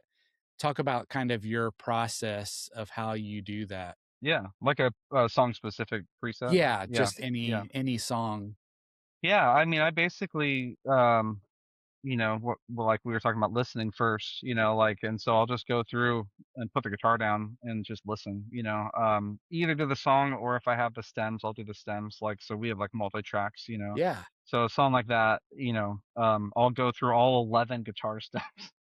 So it's crazy these days, man, how many guitars I are on these things. know. But it's really funny though when you like look back at other songs and it's like this song has two guitar tracks, like EG1, EG2, and it sounds enormous. But then now there's like 14. Yeah. Dude, I downloaded a song, I think it was Washed, like Elevation or whatever, and there Oh. were 41 tracks in the folder. 41. I was like, okay, how do I turn these things off? So anyway, yeah, so I'll go through and listen to those, and that's usually a really like eye-opening experience. Like if you have a multi-tracks account, go listen to the stems like and or ask your pastor or whatever to give you access because it's so fun just to study like how they come up with stuff and like where Yeah, they're that was when I first learned how dirty the Bethel bass is, like yeah. I never would have heard it like unless it was like a part or something, but like it's always a little hairy, like it just has a little crunch on it, and it was like, oh yeah, that makes sense, but I never keyed in on it until it was isolated. Well, one of the things too, just to throw this out there, Multitracks has a thing, it's called their rehearsal mix, and it's like $4.99 a month or $5.99 a month. You can it's like a rehearsal thing where you when you click on it, it'll have all the parts and you can go in and That's solo, right, and yeah. you can even, change the key too to rehearse along to it. And it's all in Like the yeah, and it's browser? all right Oh, in the wow. brow and so there's been That's a cool. few times where, like, I wanted to listen to the bass or I wanted to play along because you can even also, there's a it says, like, up mix or minus mix. So up Oh, okay. mix, like, the bass is That's cool. forward, minus mix, it's completely out. And So so you then could you play can with play it, yeah. yeah, and so that's what I'll do sometimes is, like, there might be, in our resources, maybe there's a YouTube video instead of, like, just being able to and so and maybe it's not in the actual key that we're gonna Yeah, be doing it in. I'm like, "Well, I wanna play along just in case I need to figure out, like, my phrasing or whatever." I can just go into that and I can change the key, and then do minus mix, hit play, and then I can just play along, there you to go. it in Yeah. whatever key that is. So just throwing that out there. No, I mean, yeah. five Go five do it ninety now. nine. Yeah, Right. 5.99 is not. I'm not getting anything out of it. I'm just sharing it You with you the got your people. kickbacks. I know multi-track's paying you for that. Right. Exactly. But So yeah. So yeah, go I ahead. mean, yeah, so once I listen to all the isolated stuff, I'll sort of like mentally note, everything I heard, So it's like, okay, there was a chorus in there for sure. There was like kind of a quiet delay and a loud delay later on. I just kind of like map it out in my head. And then say it's on the Helix or something like that, I would just like make sure that that preset. I usually start with a template that has like, drives and delays and verbs, and then I'll tweak them. So just make sure everything I need is in there. A lot of times everything already is. Like if I need chorus and a tremolo and a delay, it's already in the preset. So then if it's not, I'll just add it in. Like there's a big octave on the last chorus. I don't have an octave on here. I'll go add it to the preset. And then it's like I'll play along with the track and pause it along the way. Just play the verse and make sure everything's on and off it needs to be, and then go to the chorus and that kind of thing. So it goes kind of quick once you have that mapped out thing, and the isolated stuff really helps a lot because you can go, oh yeah, that, trying to think of an example, like Washed, like has a weird kind of glitchy Oh, thing on that, okay. the high part. It's like, okay, how do I nail that with my helix, or how does a Kemper do Right. that sound or whatever, you know. And then yeah, like some of the fuzz tones, you know, Goodbye Yesterday, that you know, those are really, really heavy and completely dry. Like there's like maybe a little burb, but like all the delays got to go away, all the whatever. So just trying to make sure like nothing's stuck Yeah. on that should be off, that kind of stuff, you know. And then I'll always play through the song at the end, and just switch through and make sure. A lot of it's levels. Like people don't think about levels that much, but you know, like if you're handing this off to someone to play at church, it should get a lot louder, like in the core, you know, like or in the big chorus at the Sure. end, or like if it's a really washy reverb thing that should be like kind of obnoxious, you got to make it obnoxious on the preset, you know, or else it'll just you'll be lost in the mix, like it won't Right. follow the dynamics of the song, you Yeah. know. So playing with the album helps with that a lot because you know the recording got way louder. Did I Hmm. get louder? Like did I match that? You know, kind of Right. thing. So That's awesome. I love that. Can yeah, they're you fun to do make. a kind of like a rundown of like your gear, kind of like what you typically use? How much time do you have, Jay? Well, uh, maybe I'm a just Tone your Junkie, bro. that's true. Say like your go-to. Yeah, yeah. Well, your favorite guitar is also my favorite guitar. That's It's awesome. a gold Sir Jam Pro, and it's got Sir pickups, and it's just I don't know, it's heaven sent, bro. It's like an amazing guitar. It is. Um, and I've really bonded myself with that guitar. You know, it's I wouldn't say it's the best in the world for everybody, but like my playing style, kind of how I can be very expressive on that guitar in a different way that if I'm not as comfortable on a different guitar. I've got a couple tellies I enjoy. I have like a silver sparkle telly and a Nash telly. It's like a deluxe, so it's got Nice. humbuckers. I have an old 1981 Epiphone Casino, which is really cool. Hollow body. Got a cheap Strat I bought for $40 in my neighborhood garage sale. $40, dude. That's That's amazing. like some bags of coffee, you know. I know, Speaking of right? coffee. Yeah, it was $40. Funny story about that. I went to go pick it up, and the guy obviously was not a guitar player. He maybe had this guitar from his son. He was an older guy. Maybe his son had it or something. I don't know. And he said it was on it was on the community website, you know, for the garage sale for $50. I was like, dude, I'm just gonna take a shot. Can I have this for 40? I don't know why I said that, but I was like, can I go even lower? He's like, yeah, sure. So I went over there and he brings it out and he's like, it's damaged. Like, I don't know if you can repair these things, but like he showed me it was missing the high E string. It was just Oh, completely gone. And it was like, I don't know if you can fix this. Like, is this something that you know how to work on? And I was like, yeah, yeah, I've done it a lot, done it a lot in my life. And so he's like, well, that's good. I was a little worried. I was like, yeah, I can throw a new set of strings on there. So anyway, it was great. It played awesome. I think it's an older one. It's like, you know, maybe late 80s, early 90s or something. amazing. Squire Strat. Yeah, $40.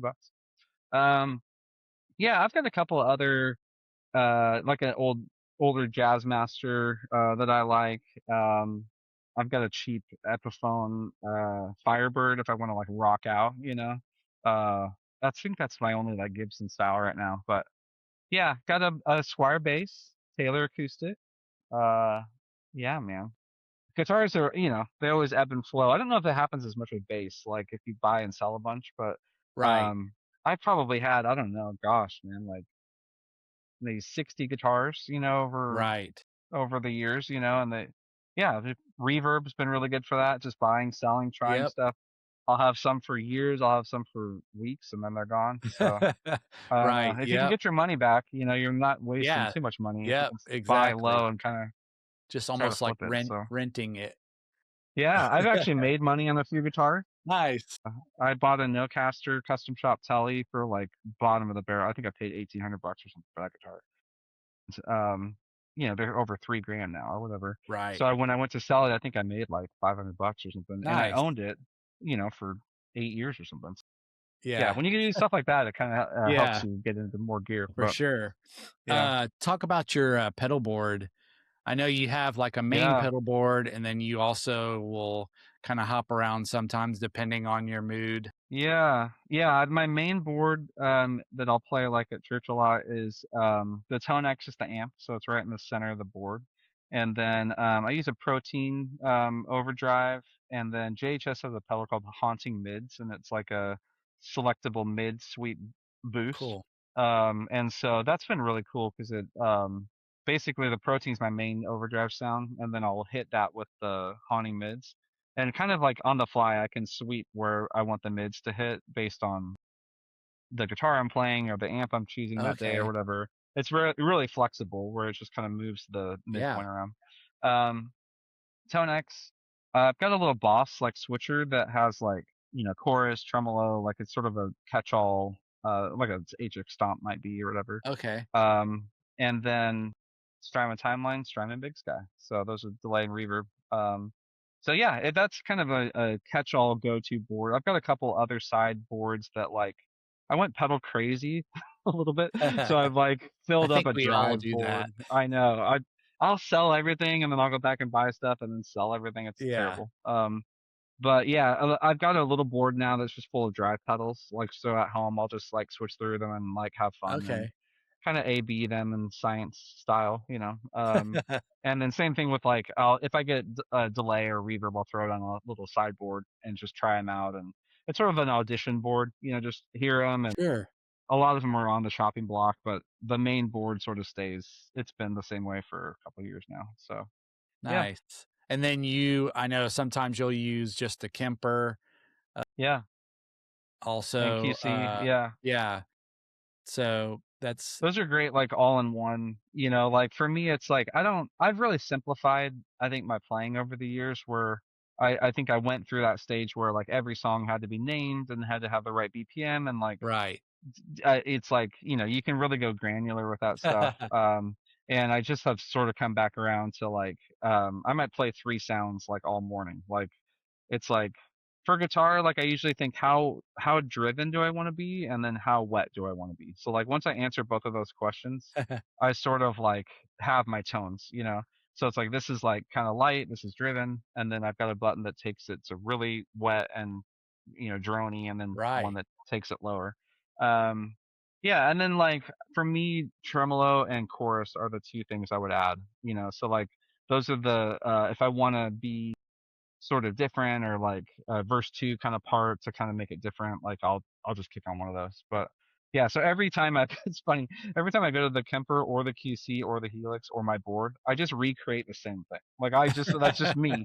Like so Right. I just there's the you have the world at your fingertips, and I just make the Right. same preset that I always make. So that was a real like kind of yeah moment for me where it's like I sound like me kind of no matter what I play on. So I don't know. Right. They're all fun. Yeah. Well, I'm just curious, is there something that has recently come out that you're kind of like, oh, I would love to get my hands on, in the gear community, we call it Oh, in the gear gassing. world. Yeah, Oh yeah. Gosh. Yeah, I've found myself looking at like Jennings guitars or like a Mm, newer brand and sort of like the like Veritas sort of like hit a peak. I feel like Jennings is probably there right now with like a lot of worship players. And I just think they look cool. He's got a unique design to the body and like the headstock and stuff. Played a buddies and liked it, so they're expensive. They're 2,500 bucks or whatever. So it's like looking from afar for now. But I'm not just saying this because I'm on the podcast. I'm looking at basses. So I realize like the more I play bass, the Squire's just not great. Like right. and then I'll play your bass. Like on Wednesday, I was playing your is it Paleo? Is that right? Yeah, and I'm just like, this is like feels like a different instrument than mine. It's so much better. It feels like I'm not playing bass at home. I'm playing. So, yeah, I'd like to close that gap a little bit with like Yeah, too. I'm looking at like I have a P bass, so I'm like kind of interested in the J bass sound and sure.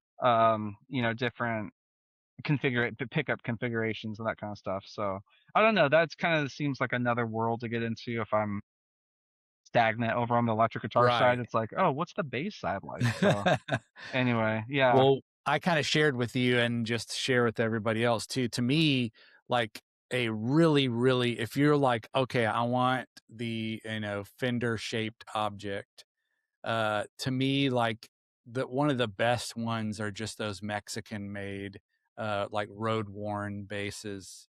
Just Yeah. they sound really, really good. I mean, they just feel really good. And, one of the things like that Paleo does is it's like the paint that they put on, and I'm blanking.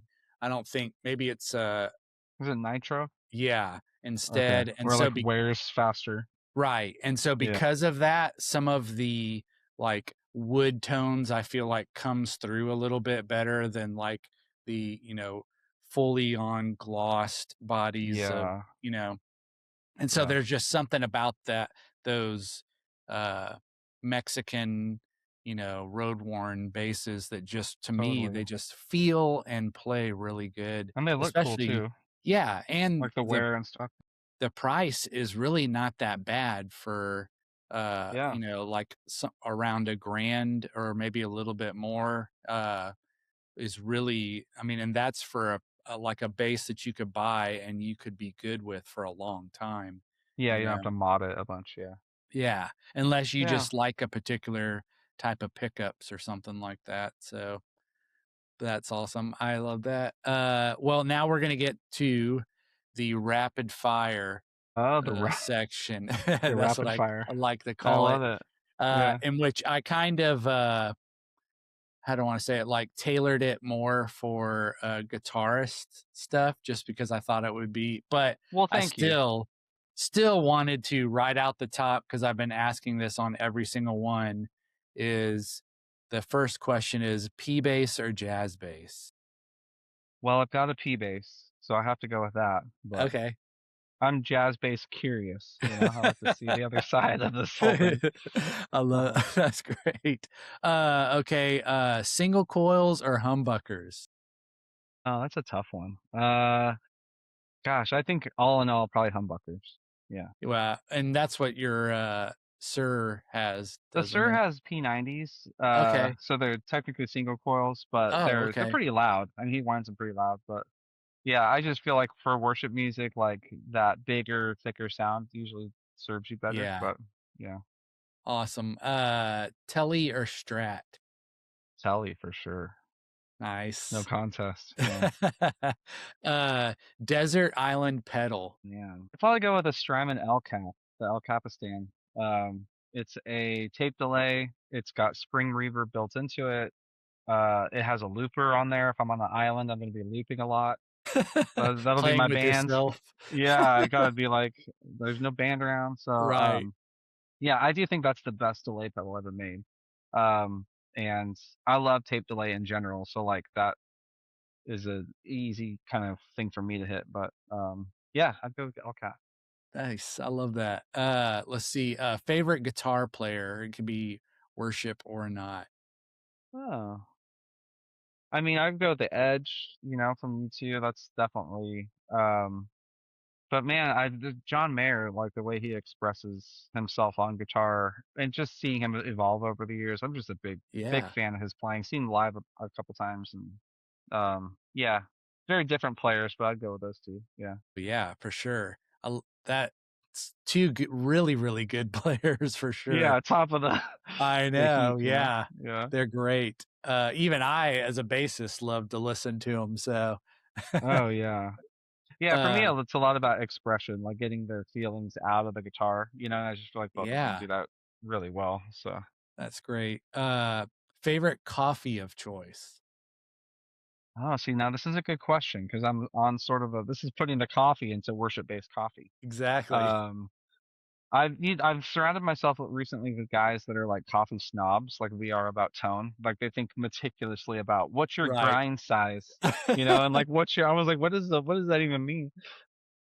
And so they've gotten me into like better beans and like they got me or I mean I went and bought a grinder because they said to. Nice. So the one that kills me, man, is like what's your kettle? I was like, "Are you talking about the thing that makes my water hot? Like, there cannot be a difference in like how you're like, I don't know, man, because you can get specific." I was like, "Oh, dude, like $100 kettle. I'm No, like, I'm it's just out. heating water. I'm Yeah. out, yeah. And so, dude, the best cup of coffee I'll just say that I've had recently was at Church Gear. I was working, Okay. and Edwin is the guy that is over all the contractors. He brought in coffee, and I had a sip of it, and I was like, "What is that? Like, what is that? Like, that tastes like nothing I've ever had." And it was Highbrow. They're in Franklin. Yeah. Dustin runs that place. I've known Dustin for a long time. Um, it was Ethiopian beans, but they were like had some wash on them where it was like real fruity. It almost tasted like you were drinking like blueberry juice. It was like so Interesting. fruity. And it was done on like a AeroPress or something like that, and it was just so good, man. So anyway, then you go home and it's like you drink your coffee and it's like, this is dirt. What am I drinking? Like, this is just Right, from Target, exactly. like, so some no name brand or whatever. So anyway, I'm all about highbrow beans right now, and I've Nice. gotten a couple bags at home, and I'll do pour overs. I'm trying to get into that. Yeah, And so anyway, I really like to get nerdy about stuff. I've done it with like whiskey and like guitars and sure. amps and like, so now it's like coffee. How can I Is maximize my there coffee game? is there like a certain like what do you want to say, like a roast as far as it like, do you tend to like darker roasts, lighter roasts? Yeah.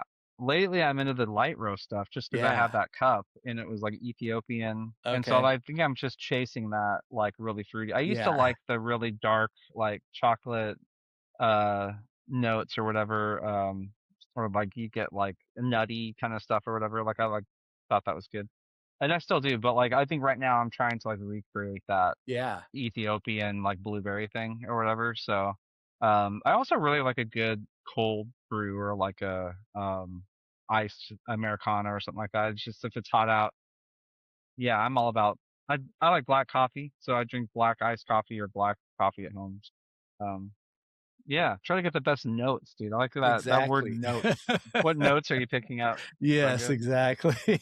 Yeah. What about favorite coffee shop? I guess to be highbrow right now. Highbrow if I can get over there. It's kind of on the other side of town Yeah. there.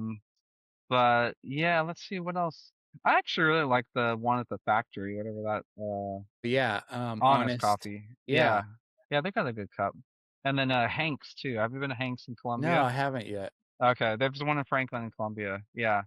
It's more like the vibe is good there. The coffee's good. Okay. But actually I think they use highbrow beans. Okay. So That makes anyway. yeah. Yeah. Yeah, man. And then lastly, music that you're currently listening to. Anything special that you're Do you want kind the of real answer? So the real answer is it was 2020. I don't know if you remember that year, but craziness was ensuing, and I was at home a lot, whatever, and so I started this thing where I was like, I'm just gonna listen to my music starting with the A's, and I'm just gonna go alphabetically. And I'm still doing that 6 years nice. later. So I follow a lot of artists. I think I counted 840 artists on Spotify that I'm like, that you follow or whatever. Yeah. So my whole thing is I've just been going alphabetically and I listen to the entire catalog if I can. Like if it's like I can't get through it or it's like lame, I'll just start skipping. But yeah, I just, so imagine when you get to like I just hit Radiohead, right? So like I'm in the R's right now. So I just listen to the Raconteurs, I listen to Red Hot Chili Peppers, and Rilo Kiley's coming up, REM. So Nice. the real answer is anything that starts with R is what That's I'm cool. listening to. That's a cool idea though, just to kind of Yeah, I got tired of. I drive a lot, like I drive over an hour a day, or more, and so I just got tired of like getting in the car and wondering what I should listen to, what or like what do yeah. I feel like today, or I just listen to that. I don't want to listen to that. So I needed my brain needed some sort of structure, and so I was like, well, Yeah. I follow all these people that I've collected in my music collection over 30 years or whatever. It's like I want to listen to every single one of them, Yeah. so I've been doing that, but. Yeah, so it's been 6 years, and I don't know when I'm in the R's. I must be getting close, right? Yeah, exactly. 28, maybe. I don't know, Yeah. 27. So yeah, Getting there, yeah. dude, I feel Uh, like S and T are gonna be really big, so I got to gear up for that, yeah. But then Yep. you got all the little letters up back there with the U and the Y and the Z. I Yeah. don't know. So we'll see, man. But it's been it's been That's fun. awesome. That is a really cool idea to try for sure. Yeah, I would recommend it to anyone that has a lot of time, unless you don't follow that many people. But I kind Right. of I didn't think of how long it would take me, but I'm committed now. So Well, especially, driving, you know, drive time when you're yeah. trying to kill some drive time, listening to something that's different is always Yeah, kinda I'm doing cool. full albums a day. So Yeah, that's yeah, it's been awesome. fun. Well, Yeah. kinda wrapping things up here, what is some advice that you would give? Because I know there are a lot of people who, like you, uh, they kind of wear different hats on the worship team. They might maybe primarily they're Mm. playing bass, but they might jump back between bass and electric, stuff like that. So let's just say somebody who's getting into worship and they're listening to this and they're really kind of new. What is some, as far as like for guitarist side of things, what's some advice you would give to them for getting started? Yeah, like a new player. Yeah. Yeah, I would say, I mean, two things immediately pop to mind, which is surround yourself with really good guitar players, and don't be shy about it. Just my dad was a pastor, we talked about, and so like one of the things was I was playing with older people all the time. I think I was 15 or 16 Right. when I started playing, and I remember like our bass player was like a chiropractor guy, just like everyone in this town knew him. He was just like awesome. Ian, I think he was from New or Britain or whatever. And so I just asked him, "Hey, what am I doing good? What am I doing wrong?" Like I just would go up to these adults, like, "Can you help me with music?" And Yeah. all of them were so kind, and so you learn so much that way, where it's like, "Hey, your pocket could be better here or whatever," and they'll just tell you. I mean, if you're asking for advice, like I don't think people Yeah. will shy away from it. So yeah, that's a really good one. Just to just say, hey, I'm new. I want to jump in. What should I do? Or like, can you show me some chords or show me whatever? That's really great. And then yeah, the other one, man, is just hop online, dude. YouTube's just full of stuff now. And I would just go song by song. Just pick your favorite song and just type it into YouTube tutorial or whatever, and sit there and learn it. Like, just put your headphones on and be patient with yourself and learn the stuff, because every song you learn is another set of like arrows in the quiver kind of thing, like they're Yeah. stuff you can use down the road. And so I'm a big fan of like, yeah, learn some scales and some chords, but go straight for songs. Like that's gonna get you into playing a 4 minute back to back. It's gonna help a Right. ton. So Yeah, yeah. definitely. And then lastly, some advice for someone who's wanting to say they would like to be a music director, or just maybe they don't want to do that for a full time, but maybe they want to MD, say, on a Sunday morning. Yeah. What advice would you give for that? Yeah, this is something I just recently did. We had a little bit of a training at the bridge, and part of this something I'm trying to look into is get more volunteer MDs going, because it's such a cool way to serve, and is different in terms of like you're a little bit more bought in, than a casual type of weekend thing, which I think is always great, like to get more of that from volunteers. So one of the things I say is like my role as an MD is really to help the worship leader lead the room. We're all sort of focused in on that role anyway, like they're leading the songs, like they might go off the song or be spontaneous. Like we're kind of there to support that role, and we ourselves are leading worship. It's sort of a cliche now, Right. but it's like we all are using our instruments to help people sing to the Lord. Like that's what we're there to do. And so the MD role is sort of like this bridge in between the worship leader and the bands, and helping the band know where to go, how to get there confidently, how to give feedback to what's happening in real time. But all in service to the room, and the worship leader. I've heard Brandon say that a lot. Like leadership is just taking the room where they need to go. It's like saying, how can we get you closer to Jesus right now? Like, how can we help you worship? Yeah. And so he also said something the other day that really unlocked a lot for me, which was like, I'm leading worship and I have a microphone, but I can't talk to the band. You have a microphone and can talk to the band, but you can't talk to the room. So Right. you and I we need each other, like you can do Right. what I can't do and I can do what you can't do. And I was like, man, Yeah. that's such a great way of thinking about it because now Yeah. we're in lockstep where I'm just glued to him. And if he stomps his foot, it's like, all right, let's go, let's build it up. Yeah. If I feel like his body language is sulking a little bit, it's like, all right, let's Yeah. bring it down. I'm just clued in and trying to figure out, and those are obviously like spontaneous moments. I think all the prep and stuff like that is, making sure the band has good charts. They're not Yes. wrong or they match the Yeah. tracks. There's not like a bunch of corrections we have to make on Sunday.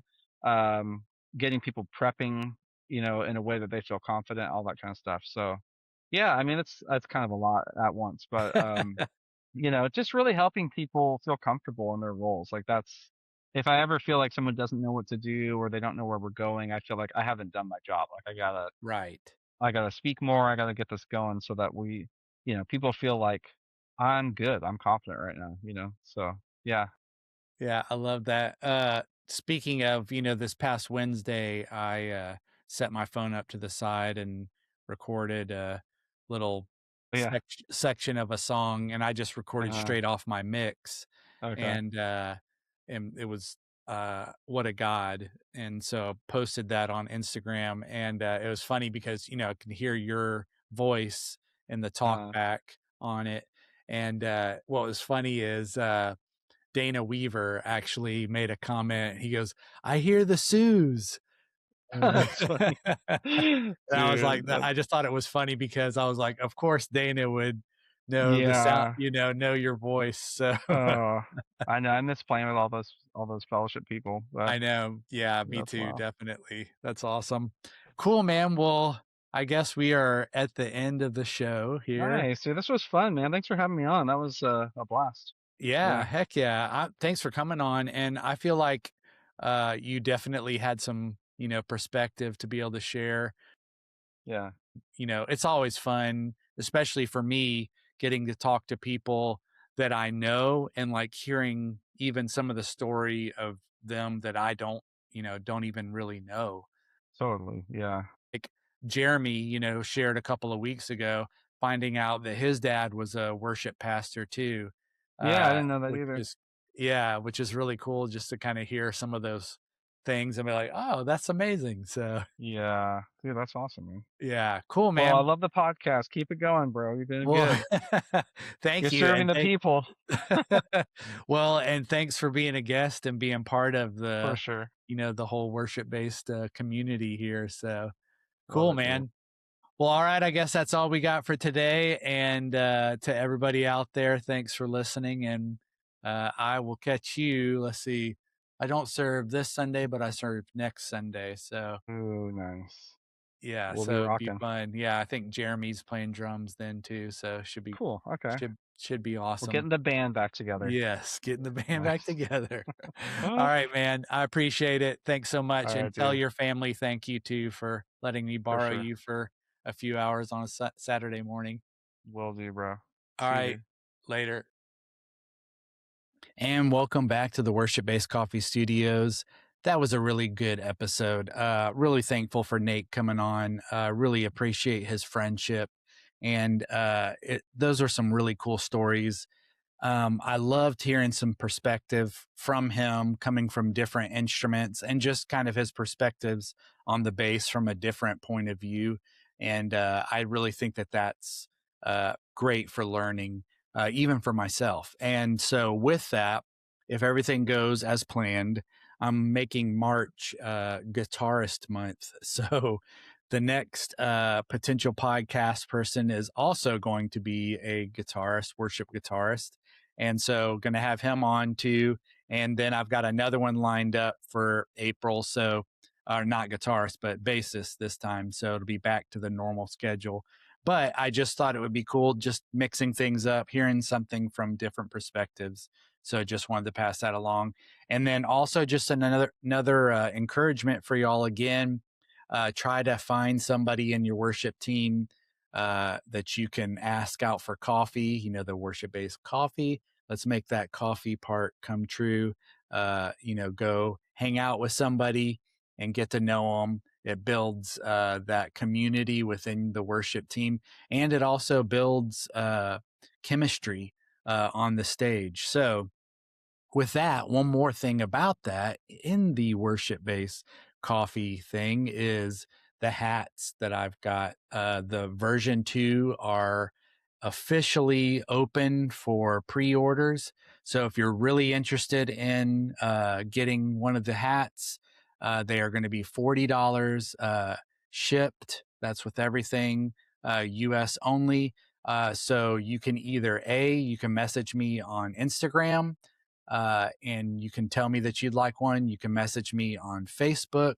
That would be at Jay Soleil, or you can just send me an email at worshipbasedcoffee.com and just let me know that you really want one, and we'll get you set up for that. Again, they're $40 US. That's for everything. That pays for shipping, everything. And I'm not making anything off of these hats. This is, unfortunately, without getting political, this is the cost of the hats went up, and I'm sure it's kind of tariff related. So yay, tariffs. So anyway, because of that, the cost of the hats went up. So I'm not making anything off of these, but I still want to spread the word out there and have a cool hat for people to wear that are worship basis. And a really cool story that came from this. So there's a guy who messaged me. His name is Christopher Cooper. Christopher, I hope you don't mind that I'm sharing this story, but really cool. I was at Disney in December, and I went to the Indiana Jones stunt show, and I'm sitting there, and lo and behold, Chris happened to be in the stands himself at the same time, looked over and saw my hat that said Worship Based Coffee, and it made him go, "Oh, cool, I'll have to look that up." Looks it up and finds the podcast. So I was like, that is incredible. So we just had one of those, small world moments where I was just like blown away. So that's one of the reasons why that I love the hat being out there and y'all wearing them is, hey, so we can build this community some more and spread the word even some more about it, so more people can get to be part of this base community and worship community. So with all that said, thank you guys so much for listening. Again, I don't take for granted anybody who messages me and said that how they really enjoy the podcast. And I take every single one of those to heart. And I'm just eternally grateful for people that are tuning in, because honestly, it's a lot of fun for me to do this. I enjoy it. I enjoy getting to interview people. And so it's been a lot of fun to do. And I really hope that this is just the beginning of this, and then we can grow it even more and build this community some more. So that's all I've got for today. I will talk to you again soon. And remember, as we end every episode, tell someone you love them, and we'll see you next time.